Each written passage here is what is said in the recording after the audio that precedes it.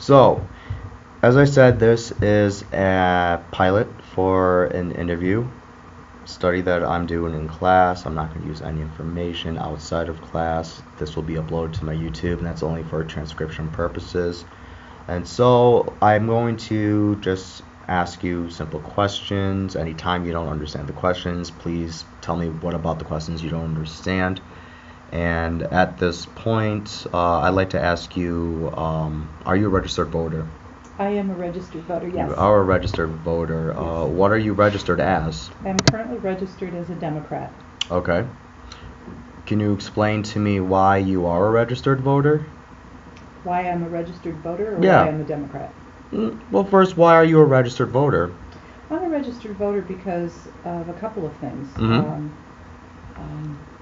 One is that when I turned 18, it was an expectation of everyone that I knew that one of the first things that you do is you register to vote.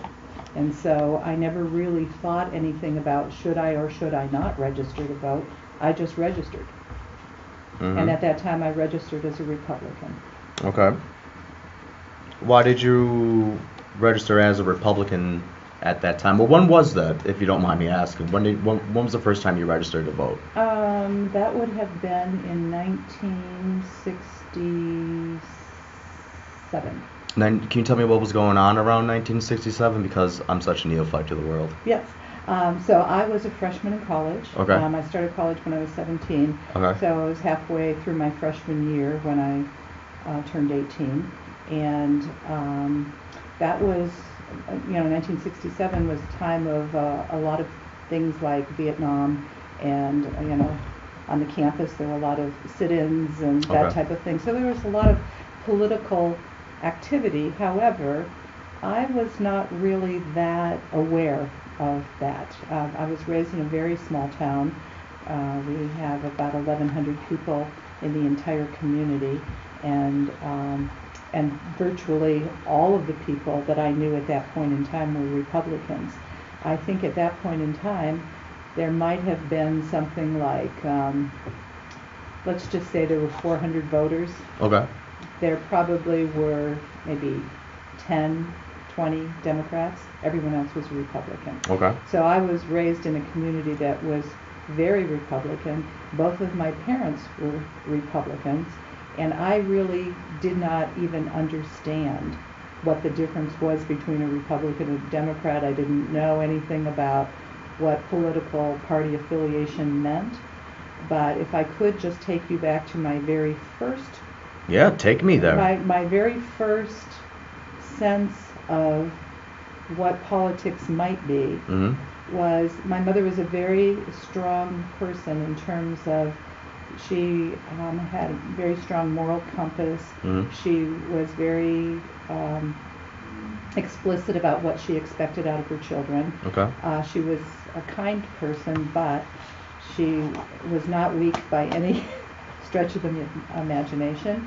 And I only saw my mother cry twice in my life. And the first time was when one of her brothers was killed in an auto accident, and I was probably maybe about 10, 12 years old. Okay. And the other time, I came home from school and she was crying, and I thought, I don't know what's wrong.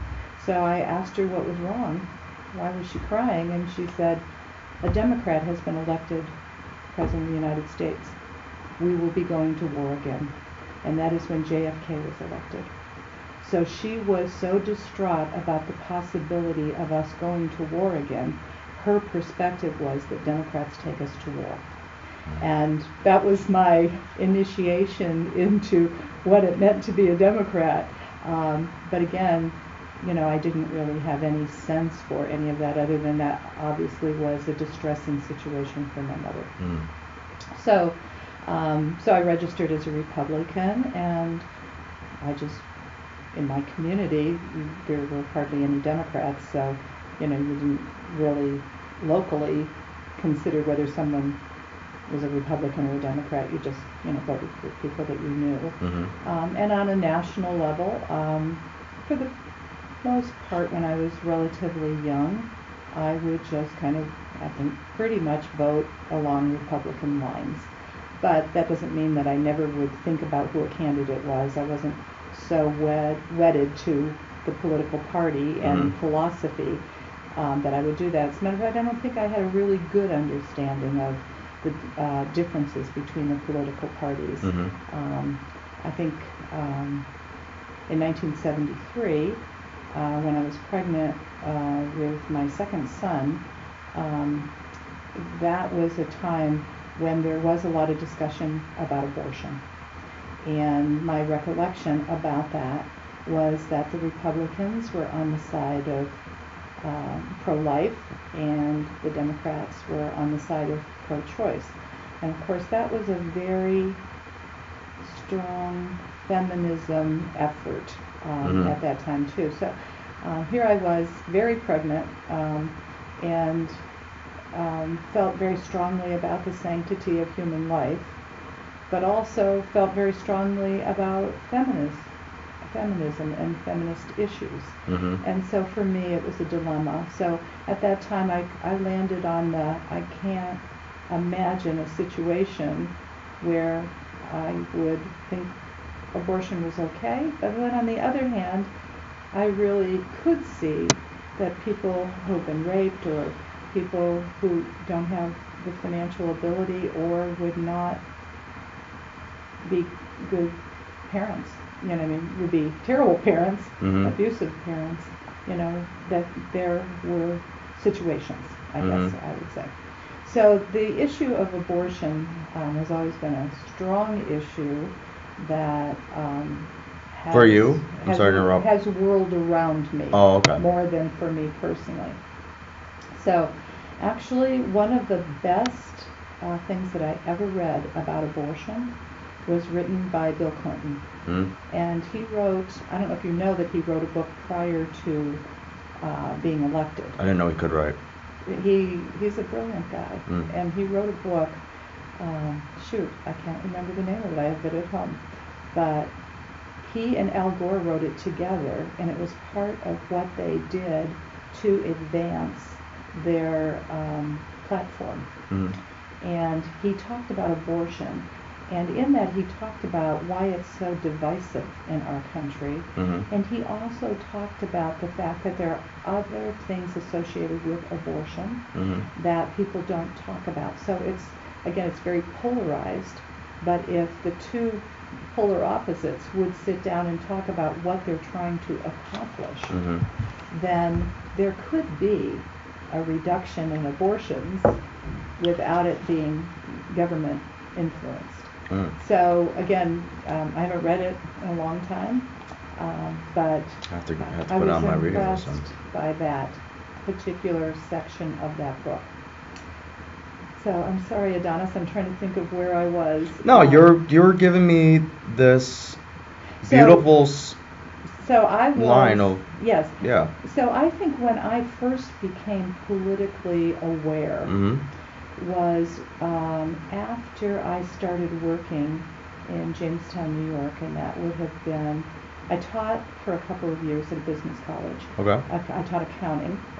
So, I mean, what's exciting about that? Well, I like accounting. That's, you know, but I mean, there wasn't anything politically about that. But I started in 1979 as the controller or the chief financial officer for a large human service agency. And that agency served primarily individuals with intellectual disabilities. Primarily adults, but there's some children programs. So through that, even though I was a chief financial officer, I started to see a little bit more about the impact of politics on people's lives. So one of the things that happened, which you may or may not be aware of, was the deinstitutionalization of people who at that time were called mentally retarded. Yeah, I'm familiar with that. Can you explain to me a little bit more from your perspective? Well, what happened was that when children would be born with some type of mental retardation, or they became aware that they cognitively were not going to be able to develop at the typical rates, physicians would recommend that parents just put those children in institutions. And so what we're so used to seeing now, like a person with Down syndrome or some other type of intellectual disability, those people were all sent off to large institutions across the states. And it was actually because of Geraldo Rivera, and I don't know if you know this. The documentary. He did an expose on a place called Willowbrook. And he went a day early. Yeah. They were expecting him, but he went a day early, and they were painting, and they were trying to clean up the smell of urine, and etc. And that expose led to a big political movement, and that movement was the deinstitutionalization of people with mental retardation. So, so I came to this agency that had a very dynamic executive director who very much believed in taking people out of institutions. And it was through that process that I started to see and understand the political ramifications of the two political parties. And he was very much a JFK follower, and he used to talk about Camelot and JFK. But I started to see that there, in my mind, appeared to be a difference in terms of how humans were treated by the two different political parties. Reverting back now for a moment to my childhood, I was, again, raised in a very small community, but that small community was attached to another small community, and the other small community is where the school was. And that community is a very closed, very parochial type of community, where when you came, even from my little community that was next door, you were considered an outsider. So my first 4 years of, back in my day, they didn't have kindergarten, so my first 4 years, first, second, third, fourth grade, I was the only child from my community that was in the school. And so I was ostracized by the other girls. And it wasn't until 5th grade when the other girls from my community, because they went to a little school, I just lived just enough distance away from the school that I didn't go to that little school. All the rest of the girls came over from my community. And then it was in 5th grade that I started to have friends and started to be able to interface with people. But that left quite an impression on me in terms of things like inequality and the way people treat one another.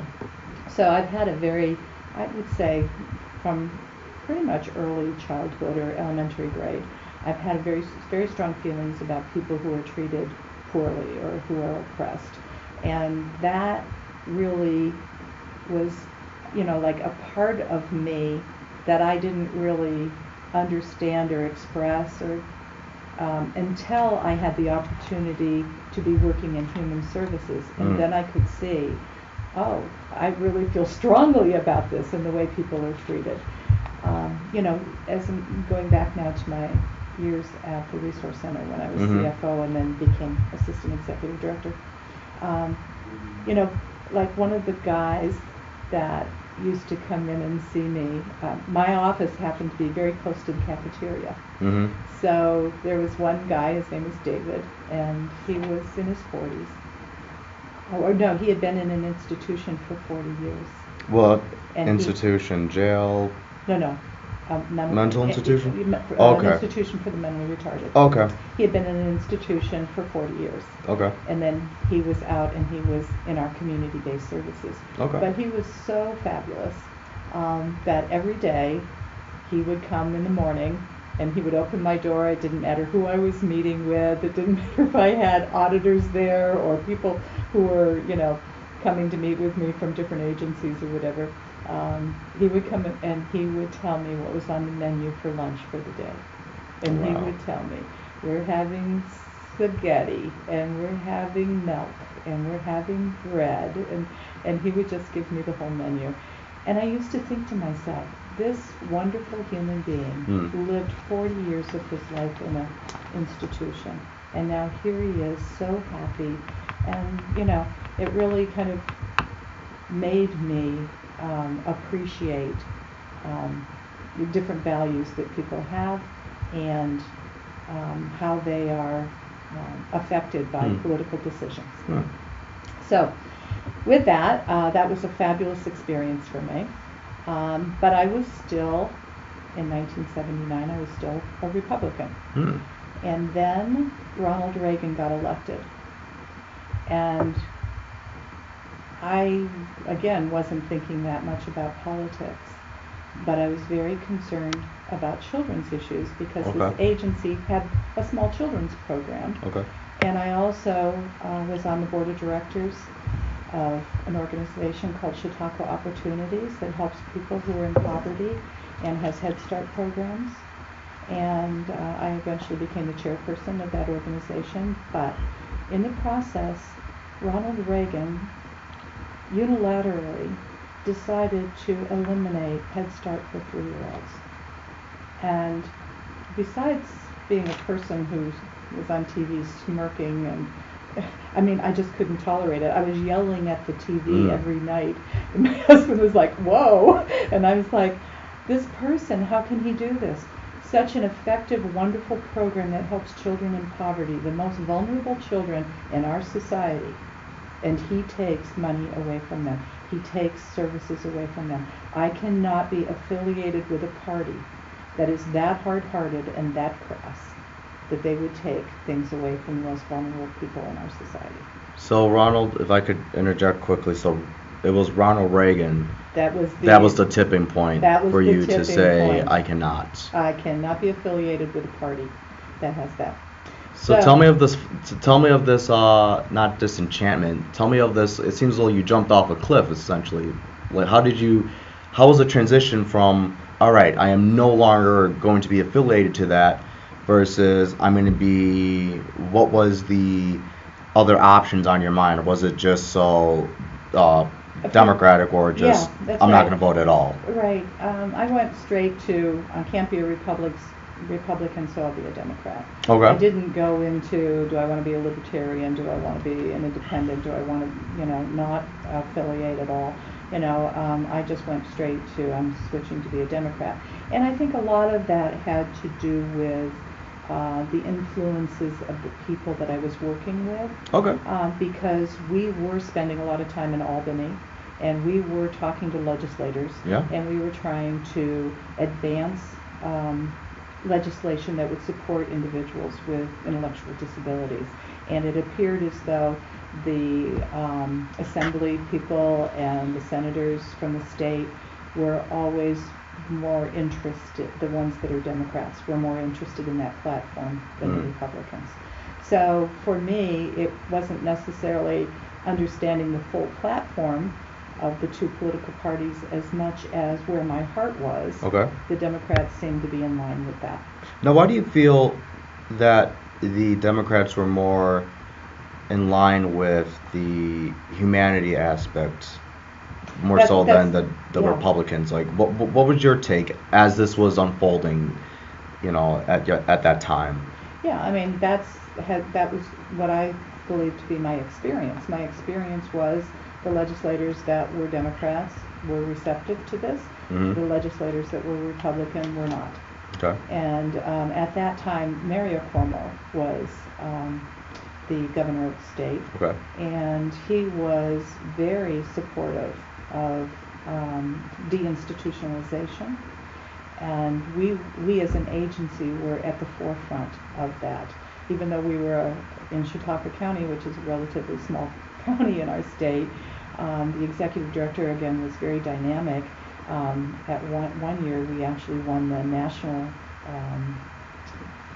Rehabilitation Association award for the best agency in the United States. In the United States? We did, yes. Wow. So it was, it was very heady in terms of doing that. We also took individuals out of institutions that no one else in the state would do that. Mm-hmm. We took people who were medically fragile out of Flowers Hospital in New York City that didn't have any parents associated with them. Yeah. And so they could come to Chautauqua County. So we, again, were a driving force, and that all fit politically with where I was going as a human being. As a human being, wow. Mm-hmm. So let me shift directions a little bit. We're gonna come back to this because this is just so fantastic. Everything that you're saying is wonderful. And so, what is your how would you define, in your own opinion, what is democracy to you? What is democracy? In your own opinion. Well, if I could just also add, I am a small town politician. Of course. And I've been in the role of town supervisor for 21 years, and prior to that I was on town board for 2.5 years. And I also, in the early 1970s, was town clerk for a couple of years. So in my role as town supervisor, again,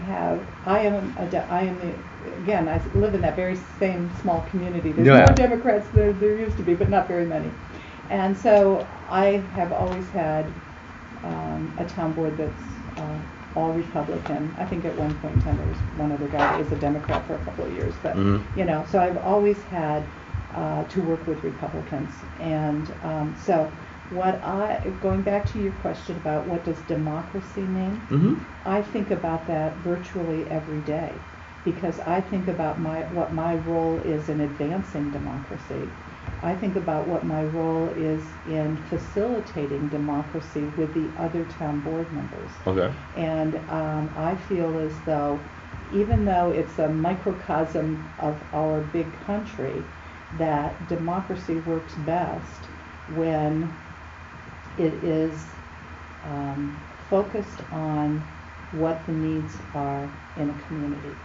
And to me, it has nothing to do with political affiliation. Okay. It has everything to do with empowering people, being respectful of people, communicating with people about what the issues of the day are, and getting their input and feedback about that prior to decision making.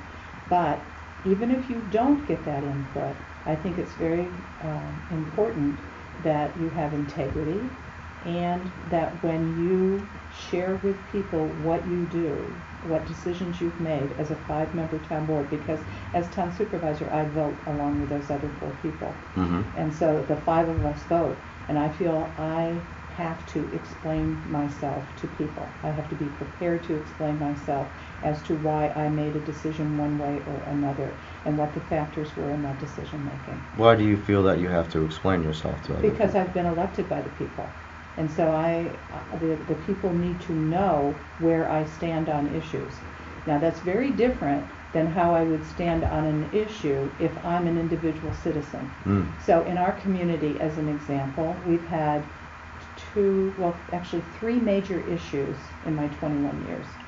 And the first major issue was, there's lots of issues that happen every day. Yeah, tell me about the 3 major issues. The 3 major issues was the closing of the small school in the community, and what we were going to do about that. We're not the school board. Yeah. And so I asked the I asked the other town board members what they would think about me approaching the school about our town buying the elementary school.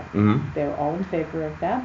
I went and I approached the school board, we negotiated, and it was a really great situation. They actually ended up donating it to us. Oh, wow. But before the people voted, my job was not to try to convince anyone they should vote yes or they should vote no.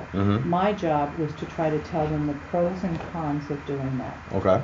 And to list out for them everything that I could think of realistically that would be a benefit to our community, and everything that I could think of realistically that would be a problem. And so I presented that to the public, and they decided. Now, I didn't say you should vote for the community center. You should not vote for the community center. I said this is what the town board and I have analyzed. This is what we believe, and go vote the way you want to vote. I actually had the school board president say to me, "What do you think will happen?" And I said to him, "Well, I don't know, but I can tell you this. If the people vote in favor of the community center, I think it will be the very best thing for the community, and I think it will be the very worst thing for me personally." And that's what happened. Why? It was the worst thing for me personally because of the amount of time and energy that I was going to have to put into a vacant building and developing services so that it wouldn't be a folly, So it wouldn't be something that people would go, whoa, the town bought that or acquired that, and all they do is throw money, it's a money pit, and there's no one, it's a ghost town, no one's coming here. So I worked very hard. We didn't have a library. I developed the library. I had founded the Historical Society. We moved it in there, moved our town justice in there. We started a nature center. We started a preschool program. We filled that community center, and it's a bustling, robust place. Wow. But again, my perspective was, because it's a democracy and I'm a voting citizen, I didn't tell people my perspective on how they should vote. You mean your personal perspective? My personal perspective. You just laid out the facts. Lay out the pros facts. and cons. That's what a democracy does. You lay out the facts. Okay. I did that also with an issue. We were a dry town. A dry town means no liquor. And there were, especially the business community wanted that. And so when it came time, and it could come up, I think, every 3 years. So they brought it up every 3 years. So and I also owned a business at that point in time. I owned a interior design and home decor business for about 10, 15 years. And so I was a member of the Chamber of Commerce. And so they wanted me to be out there promoting liquor. And I would not do that. And so a lot of them were very angry with me because I wouldn't do that. And I said, I'm not going to use my role as town supervisor to try to convince people to vote one way or another. It's up to them to vote. So that was the second issue, and the third issue was just on something that occurred last year, and that was with the formation of a sewer district. So we were working on that. I've been working on that formation for 15 years. And it culminated in a vote last Memorial Day. Okay. And it was voted down, and by 10 votes. And I had people say to me, "You must be disappointed." I said, "I'm not disappointed. I did what I needed to do. Present the pros, present the cons. It's up to the people to decide." The people decided. They asked me what I would do. I said, if it gets voted up, I'll start working on, getting the sewers going. If it gets voted down, I'm putting everything in a tub and putting it under my desk. And so I still get people coming up to me now wanting to know what I'm going to do. So I know, I'm sorry about this is so long. This is perfect. This is great because it's all important. So let me go to, how do I try to operationalize democracy when it comes to the town board? Sure, yeah. There are very few, there are laws that tell you, sunshine laws, that tell you must conduct business in public. You can't close the doors and do a lot of work, behind closed doors. But there's like 3 reasons why you can do work in an executive session. And personnel matters is one of them. Land acquisition is another, and lawsuits is a third. But we had a difficult personnel matter that we were dealing with, and we were dealing with it in executive session. And this is just one example of what I say to town board members. I had a town board member who was unhappy with the decision that was being made, and he turned to me and he said to me, "Rebecca, you've always had it in for this particular employee." And I said to him, "Well, actually, I have not. You missed the last meeting when we had the discussion on this, and it was another town. I was actually going to vote in favor of what that employee wanted, but it was another town board member," and I said who, "that had really convinced the rest of us we should not do that. And so I want you to know that I take offense to what you're saying because it's inaccurate, and I do not feel that way about that employee." We went on and we discussed other personnel matters. When we got done, I turned to the town board member who said that to me. And I said, "I want to thank you for bringing your concerns to us as a group. This is very important for us as a democracy, for us to be able to speak freely with one another, to give one another our opinions about things. And so thank you so much for letting me know what your concerns were about me." And he was a little surprised after he had kind of accused me of something. But the other thing is that when we have difficult matters as a town board, and we do regularly, we have recently a difficult matter about business coming into town. But when we have those difficult issues, I try, again, not to just, I don't try to convince people they should vote something. Mm-hmm. I try to just tell them everything I know positive and everything I can think of negative. Mm-hmm. And if somebody has said something negative to me about a project, I'll make sure the town board hears that. Mm-hmm. Because I want those other 4 people and myself, when we are voting, we are representing our constituents. We need to understand what the focus is, what people are going to ask us about, and I do not want anyone to feel as though they're hoodwinked or that they didn't have adequate information when they made the decision. And so when we vote, lots and lots of times, it's 5-0. Mm-hmm. But when we vote and it is a split vote, I almost always turn to the person who, or people who ended up losing, because it was 3-2 or 4-1, Mm-hmm. and I thank them for giving us their vote and their perspective, because a healthy democracy depends upon respectful behavior and depends upon people voting what their conscience. And so that's the way I try to operationalize what democracy means in my small little community. That's wonderful. You know what? That actually segues into my next question on, in your opinion, everything's in your opinion. So I don't know why I'm saying in your opinion. What distinguishes a democratic society from a non-democratic society?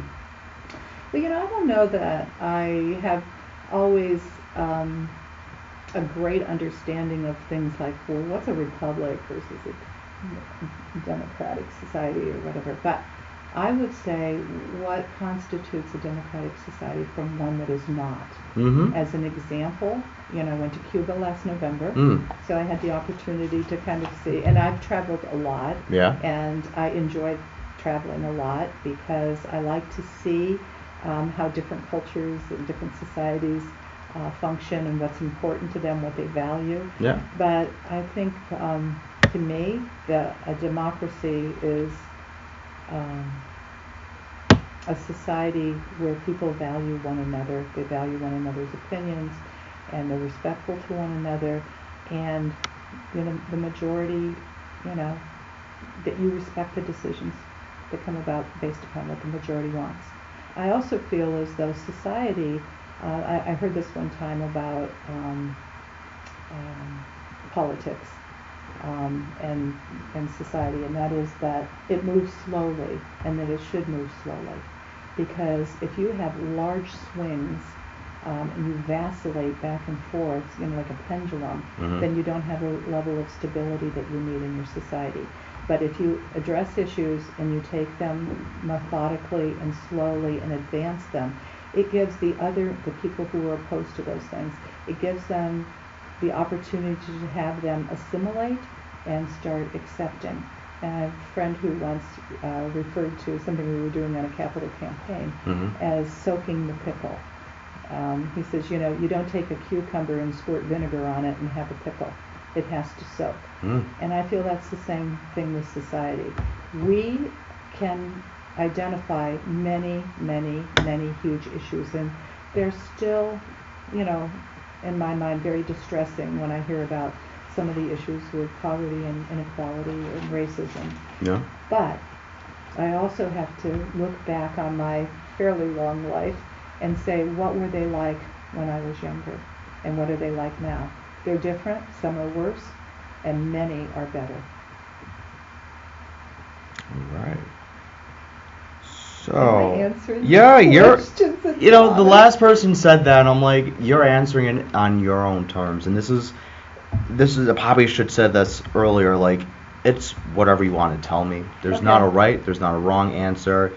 Don't feel that giving me too much details is a bad thing. It's actually really great. Okay. Because I'm not going to use all of this. I cannot use all of this for the report. Yeah. I could only take a sliver, but you have said, not surprisingly, very impactful, powerful things. And when you were describing things, I feel like I can put myself within that kind of scene. And so, in terms of your idea of democracy and a democratic society being one in which we put the people first, and it's the people that can communicate with each other, how would you characterize current state America's political climate, domestically speaking, that is? Terrible. Terrible. Why so? It's terrible because, we need to look at people that we consider to be intelligent, diplomatic, respectful, caring, people who have a full, I guess, humanity within them. Mm-hmm. Not people who are self-serving and short-term thinkers. We need strategies. We need deep strategies. The issues that we have to face are not issues that should be swinging back and forth from one administration to another. There are some things, yes, the pendulum will swing because one party feels strongly about something versus another party. But I feel at the moment anyway, the Republican Party especially has lost its bearing. And, and to me that is based, if nothing else, it's illustrated by the huge tax cut for the wealthy. And it's not even the tax cut for the wealthy that's the worst part of it. It is the deficit. And it's like the Republicans have always been the ones, we're concerned about money, we're concerned about money, and yet to really pad, the bank accounts of their friends, they're putting this country in a terrible position.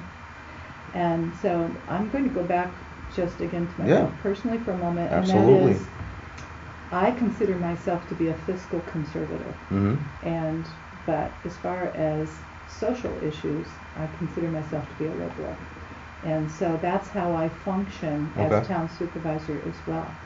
And in my 21 years there, we have reduced the tax rate from something like $4.50 a thousand to it's currently $2.54 a thousand.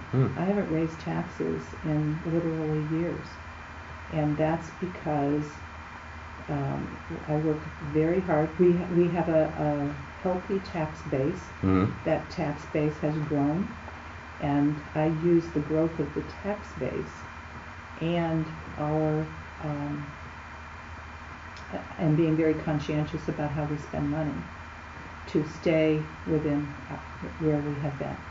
So that's one of the reasons why the Republicans are always so happy with me, because it's my job as the chief administrative officer for the town that I'm also the chief financial officer, and I present the budget to them. And when I present a budget to them, I always present a zero increase budget to them. And they're happy. They're happy because I have to do all the thinking about it. Yeah. And we go through every single line in that budget together. But when I want increases for a particular program or something, I put those increases in there, but I find ways of making it all balance. So I think it is important to be fiscally conservative, at a local level, at at various levels, county, state, and federal level. Okay. So spinning off of that same kind of question, your views of the U.S. political climate internationally. How we are viewed, or how we are. How do you view it? How do you view everything that pertains to U.S. political behaviors on an international scale? So, for instance, Syria, Puerto Rico, North Korea. Well, let me just start by saying that one of the things that opened my eyes to the rest of the world was the opportunity for me to travel. And starting back in the mid-'60s, I have second cousins who live in England and Wales. Oh, nice. And when they would come over, they knew more about what was happening politically in the United States than I knew. And yet, not only did I not know that much about what was going on in my own country, I knew nothing about what was going on in their country. And so one of the things that I started to realize, especially with international travel, is how much the rest of the world's eyes are upon us, and how they all know what is going on. Maybe we don't know what's going on in, let's say, France, or we don't know what's going on in Sweden, or we don't know what's going on in some other country. They all know what's going on in the United States. Now, what do you think that is? That's because we have that level of power and because we were for many years considered to be um, the land of opportunity, the You know, place where you could come. And so we were a desirable, we were looked at very favorably, and we were a desired place to be. And, we were reported upon throughout the world, and everyone knew what was going on in the United States. So my experience, sort of fast forwarding to today, is that the world still knows everything that we're doing, but right now we're the laughing stock of the world. And the people that I interface with are just appalled. And, the night of the election, it was the middle of the night when I talked to my cousin in England, and I said to him, "You now know how pathetic and devoid of class we are." And there's nothing that has changed my mind since that date, because we've gone away from really statesmanship and diplomacy to attacking people and their integrity and saying things that are embarrassing and doing things that are embarrassing. And that doesn't mean that human behavior has changed that much. It doesn't mean that previously there weren't things that were done that were an embarrassment. When I think about the Americans' involvement in Cuba and how Castro came to power, I think about, that there were a lot of things that were done in America that we should not be proud of, but we didn't really know that much about them. Of course, Vietnam would be another thing, and Watergate, etc. But what is going on in the world today, and what's my view of that? Well, what makes us proud of ourselves, personally, individually? Am I proud of myself if I have a temper tantrum and I say something nasty to somebody and then I've hurt their feelings? I'm not proud of myself for that. I'm not proud of doing something that overtly hurts someone else just because I'm selfish or self-centered. I want to be the kind of person who thinks about there may be a reason why that person and I disagree on something. They may feel strongly about something, but why would that be? And why do I feel strongly in a different way about that? But when we have thrown that to the side, that decency to the side, then, we have gone down a very difficult slope that I don't know how many decades it will take us to recover from. So when you call the leader of North Korea Rocket Man and you say things about him, well, will he negotiate with you? Yes, he may negotiate with you because there's pressure being placed upon him, not just by, our country, but by others. But it's a pretty dangerous game we're playing when we do that. So North Korea, who knows what will come of that. Russia involvement in our political process, really interesting, the fact that that's been revealed, because they're doing that not just the United States, they're doing that around the world. And so, it's like sometimes you have to take the difficult things that happen and look at what's the silver lining, what got exposed because of that, and what can we do to protect ourselves in the future. So I think, all of the stuff that's happening, as much as it feels embarrassing, on the other hand, it's telling us what the realities are of the world today, and we're learning from that. As far as Syria is concerned, it's perplexing to me how we can have a position with one of our allies that is so substantially different, and that we would be imposing sanctions upon one of our allies and still acting as though we are good friends with them. So it is a complex world. So, what's happening to the Syrian people is terrible. But why are the Russians supporting that? And why are we not doing more about some of that? And that's the problem, I think, when there are conflicts of interest that we're unaware of. I mean, there will always be conflicts of interest that we're unaware of, but when they're at that high level and they are that interwoven with people's personal wealth. It's interesting. Excellent. So we're practically almost done. I just have one follow-up question, then I'll ask the demographic questions, and we'll Okay. get on our merry way. Okay. So you stated earlier in the interview extensively about the role that your mom has played in Mhm. instilling this, Republican identity, if you will. Mhm. And you've given, very detailed descriptions of different scenographies in which you've, saw your mom cry more than 2 times. What about your dad in this scene? How, if at all, has he shaped or has attempted to shape your political pushing towards republicanism or any kind of ism? My dad.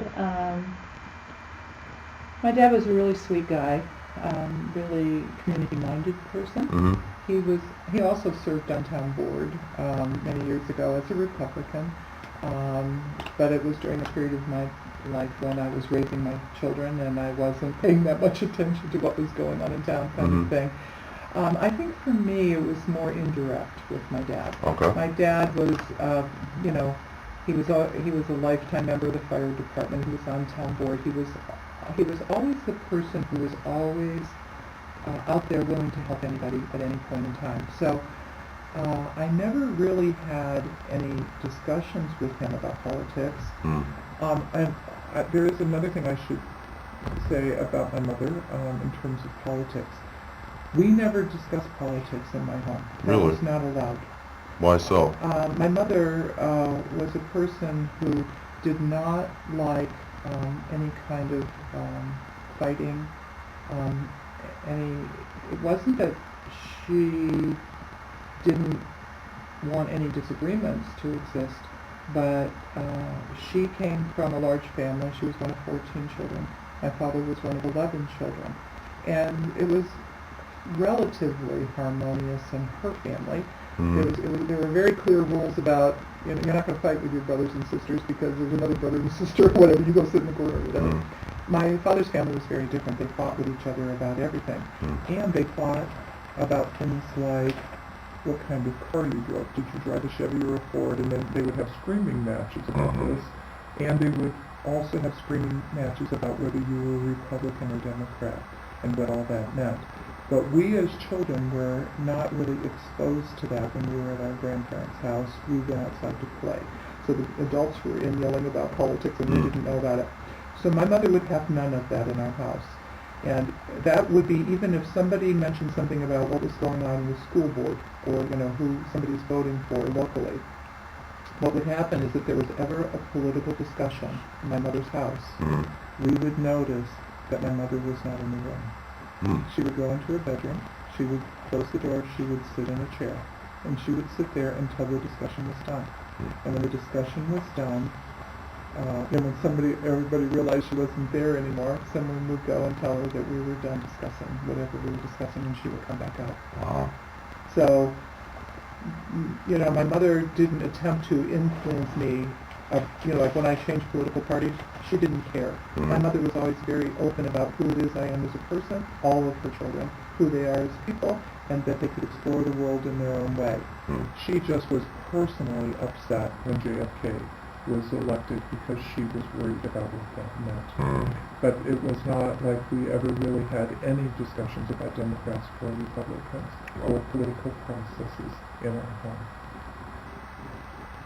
Where did you have discussions, or when did you start to have this internal discussion of political processes? Was it during your primary school days, or college, or just later in life? I think it was when I got the job where I worked at the Resource Center, and, Okay. and there was political involvement there. And that's when also my husband was a Republican, Mm-hmm. and he never, he always stayed a Republican. But what happened was that we would have political discussions at home, Mhm. and before we would go vote on something, we might be talking about things for a Yeah. long, long time prior to that. But we had healthy discussions. We didn't, do things in an accusatory way. We explored it with one another, what we thought, and he was, prior to passing, I think he was more of a Democrat than he was a Republican, because his wife was pretty firm about what she was thinking about stuff. But I was still pretty open about Yeah. what he was thinking. And we at times would change one another's minds about stuff. But we used to laugh about the fact that when we went into the polling booth, that we would be canceling out one another. We did that regularly. Yeah, that's interesting. All right, so quickly, just got a couple questions about demographics. How do you identify your sex or gender, if at all? Female. Female, by female. That just has never been a question in my mind. Okay. How do you identify your race, ethnicity, if at all? White. Why? Because of the Caucasian background, the European background of my family. Okay. What's your current occupation? Currently I'm town supervisor.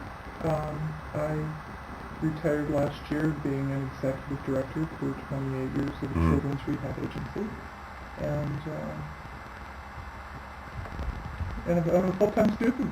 Right. It's kind of a job. Yeah, it is. Oh, also, yeah, that does it. Yeah. I mean, I'm on a lot of boards, but that's not good. What is your highest level of education?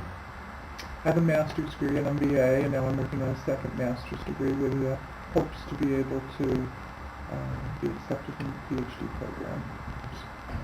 Are you a military veteran? I am not. What is your age? 69. Do you reside in an urban area or a rural area? Rural. Do you own a U.S. flag? I do. All right. That's all I have. Okay. Thank you so much. Do you have any questions for me? No, Thomas, thank you for your questions and for your willingness to, probe. Yeah. And ask me these things. I hope, I hope this has some value. Oh, totally. Totally.